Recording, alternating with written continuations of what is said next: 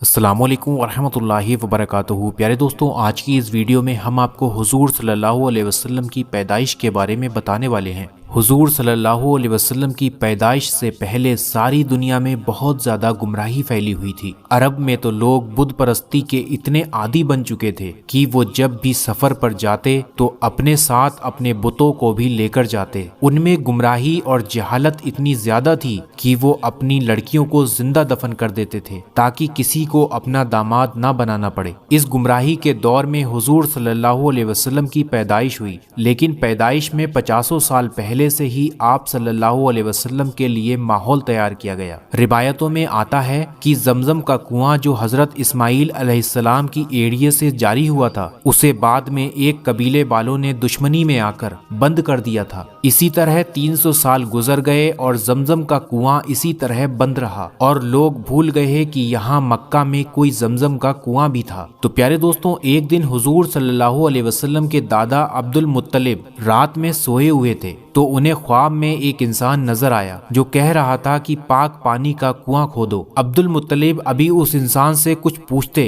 कि उतनी ही देर में उनकी आंख खुल गई और वो परेशान हो गए कि आखिर ये कौन इंसान था जो मुझसे कह रहा था कि पाक पानी का कुआं खोदो, और ये पाक पानी का कुआं कहाँ है। अगली रात जब फिर से सोए तो वही इंसान उन्हें फिर से नजर आया। वो कह रहा था कि पाक पानी का कुआं खोदो। अभी अब्दुल मुत्तलिब उसी आदमी से कुछ पूछते कि उनकी आंख फिर से खुल गई। तीसरी रात हजरत अब्दुल मुत्तलिब ने फिर से वही ख्वाब देखा तो आज ख्वाब ही में उस इंसान से पूछने लगे कि आखिर ये पाक पानी का कुआं क्या है और कहाँ पर है। उस इंसान ने जवाब दिया कि ये जमजम का कुआं है जो तुम्हारे दादा इस्माइल के लिए जारी किया गया था और 300 सालों से बंद पड़ा है। ऐ अब्दुल मुत्तलिब, तुम सुबह काबा शरीफ के पास जाकर बैठ जाना। एक कौवा आएगा और एक जगह पर 3 बार अपनी चोंच मारेगा। बस समझ जाना कि जमजम का कुआं उसी जगह पर है। सुबह अब्दुल मुत्तलिब काबे के पास जाकर बैठ गए। कई घंटे गुजर गए। दोपहर का वक्त था लेकिन अभी तक कोई कौवा नहीं आया था। वो उठकर अपने घर की तरफ जाने लगे। तभी अचानक वहाँ एक कौवा बोलता हुआ आया और फिर एक जगह पर 3 बार अपनी चोंच मारी और उड़ गया। अब्दुल मुत्तलिब समझ गए कि वो जमजम का कुआं इसी जगह पर है।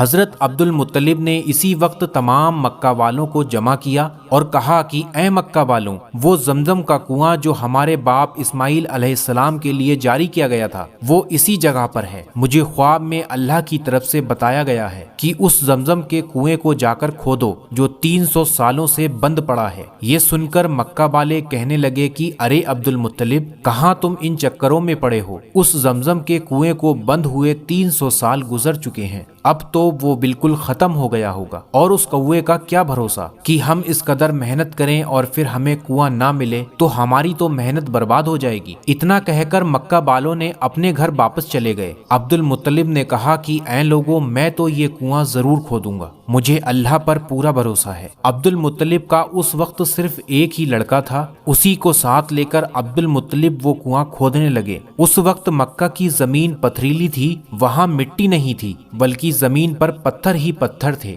इसलिए ये दोनों बाप बेटे छेनी हथौड़े से उन पत्थरों को दिन रात तोड़ते थे। रोजाना सुबह को आ जाते और पत्थरों को तोड़ना शुरू कर देते। इसी तरह कई महीने गुजर गए लेकिन जमजम का कुआं नहीं मिला। अब तो लोगों ने मजाक उड़ाना शुरू कर दिया। एक दिन दोपहर की कड़ी धूप में पत्थरों को तोड़ते हुए हजरत अब्दुल मुत्तलिब बहुत ज्यादा परेशान हो गए तो अल्लाह के सामने हाथ फैलाकर कहने लगे कि ऐ मेरे मौला, अगर आज मुझे जमजम का कुआं मिल गया तो अगर आपने मुझे जिंदगी में 10 लड़के दिए तो उसमें से एक लड़का आपकी राह में कुर्बान कर दूंगा। ये दुआ मांगने के बाद हजरत अब्दुल मुत्तलिब ने छेनी हथौड़ी को जैसे ही अगले पत्थर पर बार किया, एकदम से पानी का एक फव्वारा ऊपर को उठा और फिर देखते ही देखते नीचे से पानी निकलने लगा। पानी निकलता देख सारे मक्का वाले जमा हो गए और बहुत खुश हुए क्योंकि मक्का में पानी आसानी से नहीं मिलता था। अब्दुल मुत्तलिब ने कहा, भाग जाओ ऐ मक्का वालों, आज से इस जमजम के कुएं ہونے پر سرداری میرے خاندان کی رہے گی، لیکن ہاں تم سب اس کا پانی پی سکتے ہو۔ زمانہ گزرتا گیا،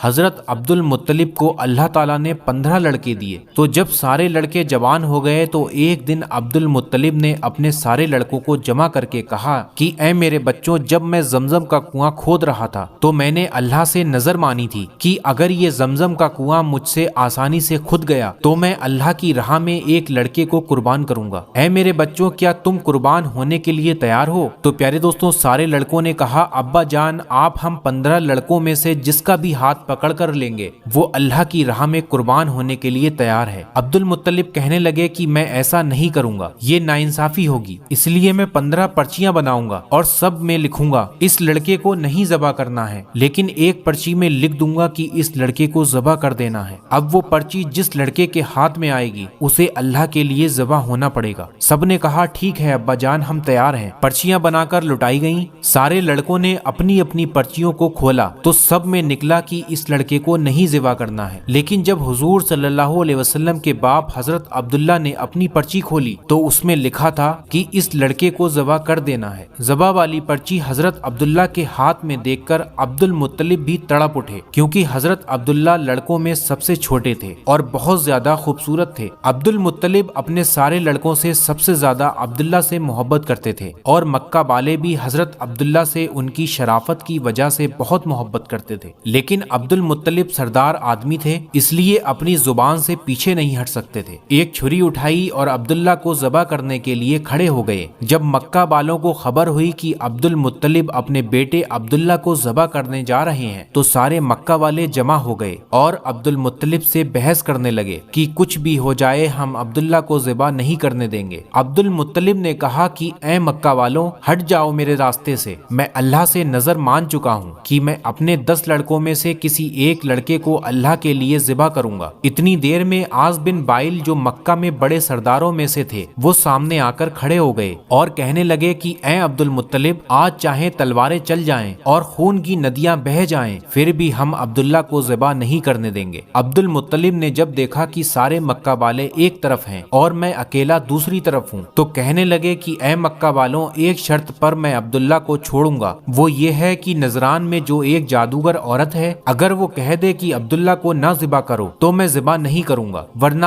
آج میں عبداللہ کو ذبح کر کے رہوں گا۔ مکہ والوں نے کہا ٹھیک ہے، ہم نجران چلیں گے اور اس عورت سے معلوم کریں گے، وہ جو بھی کہے گی ہم اس کے لیے تیار ہیں۔ اور پھر ایک بہت بڑا قافلہ مکے سے نجران کی طرف روانہ ہوا۔ 400 کلومیٹر دور نجران کا سفر کر کے یہ تمام لوگ اس جادوگر عورت کے پاس پہنچے اور اسے ساری باتیں بتائیں تو اس جادوگرنی نے کہا کہ تم لوگوں میں اگر کسی بندے کو قتل کر دیا جاتا ہے تو اس کے بدلے میں تم کیا معاوضہ لیتے ہو؟ سب نے بتایا کہ ہم اس کے بدلے میں 10 اونٹ معاوضہ لیتے ہیں۔ تو اس جادوگرنی نے کہا تو پھر ایک پرچی میں 10 اونٹ لکھو اور دوسری پرچی میں عبداللہ کا نام لکھو اور پرچی اڑاؤ۔ پھر عبد المطلب ان میں سے ایک پرچی کو اٹھائیں، اگر اس پرچی میں عبداللہ کا نام نکلے تو دوسری پرچی پر 10 اونٹ اور بڑھا دو اور عبداللہ کو بچا لو۔ اس طرح جب تک عبداللہ کا نام نکلتا رہے اور جب کھلنے والی پرچی پر اونٹوں کا نام نکل آئے تو عبداللہ کو بچا لو اور اتنے اونٹ کو ذبح کر دو۔ سارے لوگوں کو یہ فیصلہ بہت پسند آیا اور پھر مکہ واپس آ کر پرچیاں بنائیں۔ حضرت عبد المطلب نے اپنے 100 اونٹ صفا پہاڑ کے پاس لا کر کھڑے کر دیے اور دوسری طرف حضور صلی اللہ علیہ وسلم کے باپ حضرت عبداللہ کھڑے ہو گئے۔ پرچیاں بنا کر اڑائی گئیں تو عبد المطلب نے جب پرچی کھولی تو اس میں لکھا نکلا کہ عبداللہ کو ذبح کر دو۔ یہ پڑھ کر دوسری پرچی پر 10 اونٹ بڑھا دیے اور دوبارہ پرچی اڑائی گئی تو پھر سے عبداللہ کا نام نکلا۔ یہ دیکھ کر دوسری پرچی پر پھر 10 اونٹ بڑھا دیے گئے، کرتے کرتے 90 اونٹ بڑھا دیے گئے، کیونکہ ہر بار حضرت عبداللہ ہی کا نام نکلا کہ انہیں ذبح کر دو۔ آخر میں حضرت عبد المطلب نے کہا کہ اے لوگوں، یہ آخری بار ہوگا، اگر اس بار بھی عبداللہ کا نام نکلتا ہے تو میں عبداللہ کو ذبح کر دوں گا۔ ابھی لوگ خاموش کھڑے تھے، عبد المطلب بھی بہت پریشان تھے کہ شاید اب اللہ کی مرضی ہے کہ عبداللہ کو ذبح کر دیا جائے۔ اور پھر اس آخری بار بھی ایک پرچی پر 100 اونٹ لکھا اور دوسری طرف حضرت عبداللہ کا نام لکھا گیا اور پرچی اڑا کر اٹھائی گئی تو اس میں لکھا ہوا تھا کہ 100 اونٹ ذبح کرو۔ یہ پڑھ کر سب کے چہرے پر خوشی کی لہریں دوڑ اٹھی اور سب نے مل کر ایک بہت تیز نعرہ لگایا اور کہا کہ چلو بھائی، اب عبداللہ کو چھوڑو اور اونٹوں کو ذبح کرو۔ لیکن عبد المطلب نے کہا کہ نہیں نہیں، ابھی ایک بار اور کیا جائے گا۔ دوبارہ پرچی اڑائی گئی تو دوبارہ بھی یہی نکلا کہ عبداللہ کو چھوڑو اور اونٹوں کو ذبح کرو۔ سارے لوگ خوش ہو کر کہنے لگے چلو اونٹوں کو ذبح کرو، لیکن عبد المطلب نے کہا نہیں، ابھی ایک بار اور کیا جائے گا۔ اور پھر تیسری بار پرچی اڑائی گئی تو تیسری بار بھی یہی نکلا کہ عبداللہ کو چھوڑو اور اونٹ کو ذبح کرو۔ یہ پڑھ کر سارے لوگ خوشی سے جھوم اٹھے اور عبد المطلب نے بھی اپنے بیٹے عبداللہ کو گلے سے لگا لیا اور پھر 100 اونٹ ذبح کر دیے۔ تو پیارے دوستوں، آپ لوگوں کو یہ ویڈیو کیسا لگا؟ اگر پسند آیا ہو تو اس ویڈیو کو لائک کر کے تمام مسلمانوں میں شیئر ضرور کر دینا۔ ہم آپ کی خدمت میں روز اسی طریقے کی ویڈیو لے کر حاضر ہوتے ہیں شام 8 بجے، تو آپ لوگ چینل کو سبسکرائب کر کے روز کی ایک ویڈیو دیکھتے رہیے۔ اس ویڈیو کو تمام مسلمانوں میں شیئر ضرور کر دینا۔ آج کے لیے بس اتنا ہی، پھر ملتے ہیں انشاءاللہ ایک نئی ویڈیو کے ساتھ۔ آپ لوگ اپنا خیال رکھیے گا۔ اللہ حافظ۔